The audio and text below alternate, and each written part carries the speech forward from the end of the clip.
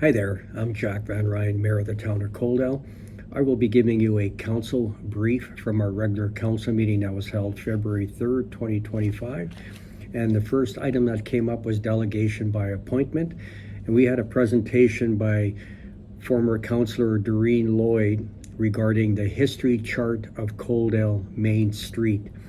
So Doreen has spent almost 5 years working on history of Main Street, and she put it all into a chart that we're going to have on display in the Town of Coaldale town office, or in the atrium, I should say. And also we're going to find a place to place an additional copy in the outdoor civic square.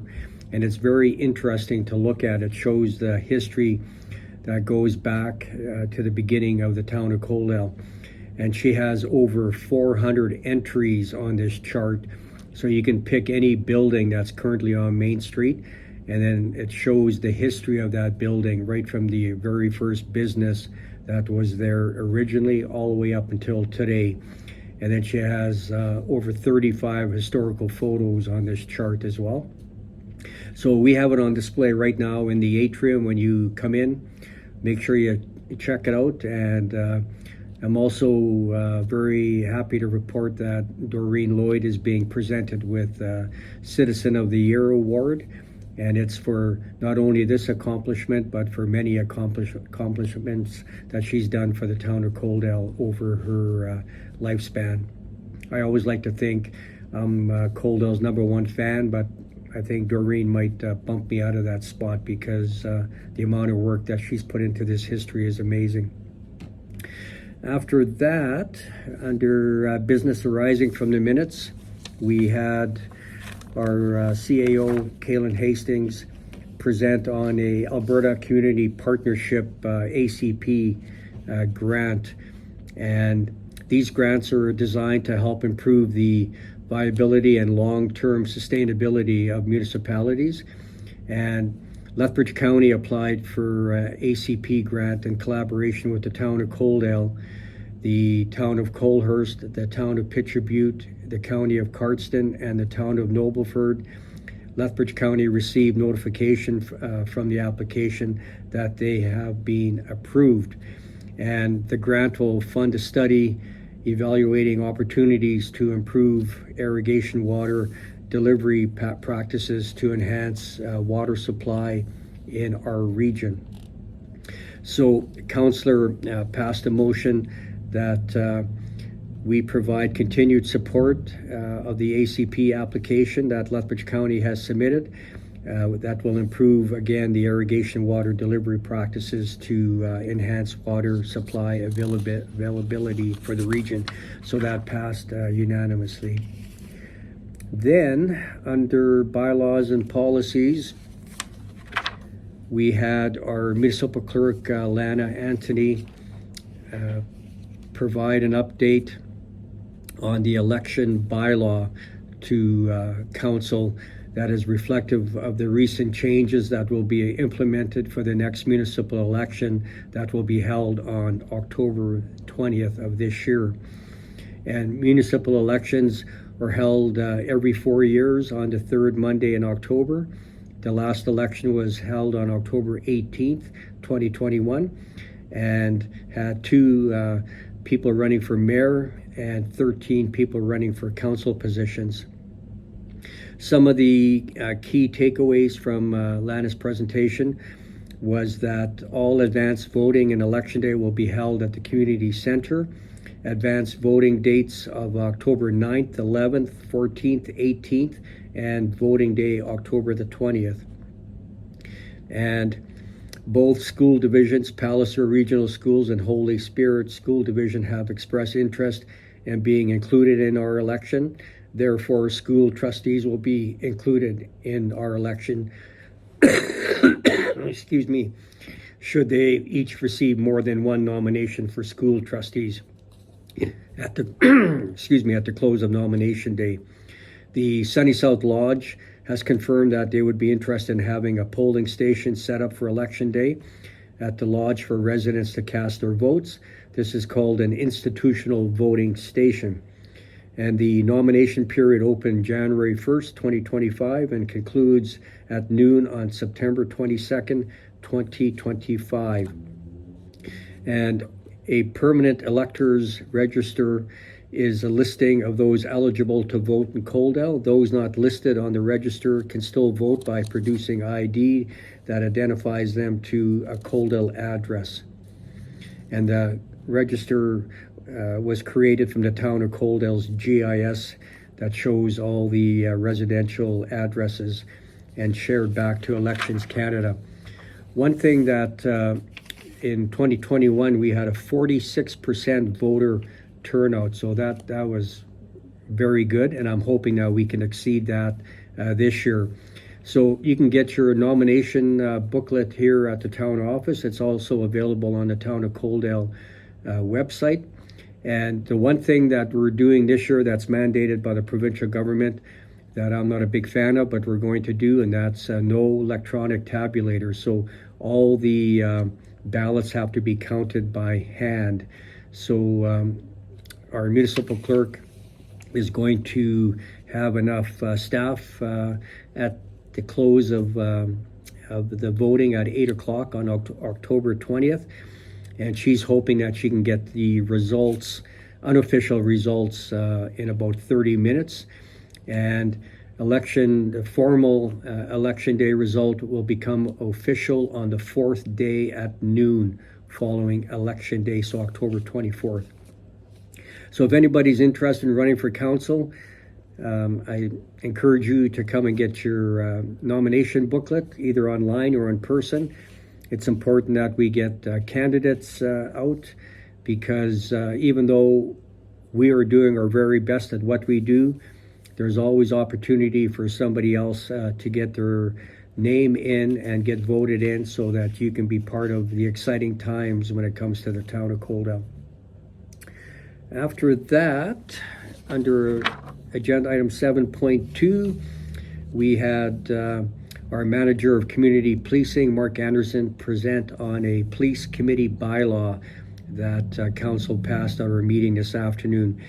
And the Police Act of Alberta was amended last in 2024 with several new regulations that were added to the act. And now police committees are legislated, and the town police, by a contract with the RCMP, is required to be part of a regional police committee or form our own Coldell Police Committee with the approval of the minister. So that's what we're going to do. We have 3 members of council. We have Councillor Avery, Councillor Beekman, and Deputy Mayor Chapman put their name forth to be on the committee. And we're going to start this off in baby steps. I'm going to be part of it as well to get this committee kind of organized, up and running. And then we're going to open it up to members of the community to participate as well. We can have as many as 7 members on the board. So council passed all 3 readings, and now that bylaw will come into play. After that, an exciting one for the golfers in Coldell. We had, again, Mark Anderson, our manager of community policing, give us an update on the golf cart pilot project that was announced by the province of Alberta.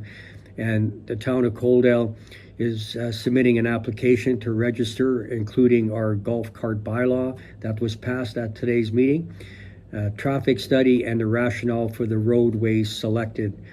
And this is a pilot project, and initially we put forth some properties, and they are the communities of Fairway Drive, Westgate, and Cottonwood. And there's also a little sliver of 9 properties from 25th Avenue towards the canal that are included as well. And council can at any time look at adding additional areas of Coldell, but as a pilot project, we wanted to start small to make sure we get this thing up and running. And there's traffic studies, collision data, and the use of roadways in communities of the different areas I just explained. Cottonwood, Fairway, and Westgate support the adoption of the pilot project. So the implementation of the program will require the development of a registration system for golf carts, a collision reporting process in addition to the provincial collision reporting process, the placement of approved signage, advertising, and community engagement, all of which will require the investment of some operating capital.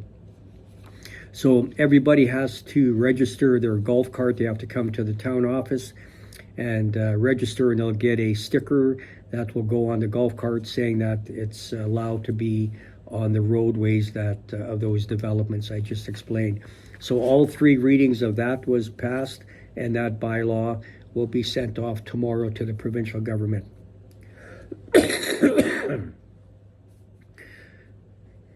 The next, excuse me, I'm just getting over a cold. The next item that came up under new business was we had our Community Services Operations Manager, Scott Boyd, give an update on information and data on the combined memberships between the town of Coaldale and Twisted Steel at the Shift Community Rec Center. And this information came about from October the 1st to December 31st. And that is where we had people that had memberships at Twisted Steel, and then we had people that were had memberships of the rec center. And some wanted to be able to utilize both the Twisted Steel and the rec center, but they didn't want to pay two separate memberships. So the town approved that pilot project that's been very successful. And since October to the end of December, we had 20 adults, and then we had 34 youth, teens, students, and seniors sign up for the program. So it's, excuse me. So the program is going to continue, and then Scott will be giving us a further update. Then we had, under agenda item 8.2, the town of Taber is celebrating their 120th anniversary on June 30th, and they invited our council and members of our community to participate, but it fell on one of our regular council meeting nights. So we moved our council meeting to July the 2nd. That's a Tuesday, I believe, and we'll have our council meeting on that date. I'm sorry, it's a Wednesday. July 2nd is a Wednesday, so that we can attend Taber and support and participate in their 120th anniversary celebration. And then we had our Chief Financial Officer, Kyle Beauchamp, do a presentation on a property tax refund request. And this is something out of the ordinary that came before council. And this was a request that we received for a manufactured home that was relocated off the property on September 19th, 2024. And the request was for a refund of that portion of days that property tax no longer located for 103 days. And the request came from the previous owner's estate. Excuse me. So council approved the refund for $245.83 in that instance. And then under agenda item 8.4, we had a presentation regarding the family fun run. We had the marketing director, Jacob Weeb, in attendance. And we also had our community experience manager, Clayton Vargasy, present on the upcoming family fun run that's going to be taking place on Saturday, April 12th, 2025. And historically, members of council and town staff have participated. So we voted in favor of participating once again. up to 13 staff members and council members for a price tag of $481. So this is a very good event. It's looked forward to by many members of the community, and we look forward to participating once again. And along with this and other agenda items I spoke of, I'll have all of that in the part of the agenda package in the comment section. So I'll have a link that you can get to our agenda that has all the staff reports. You just click on any blue link and it'll open up for you.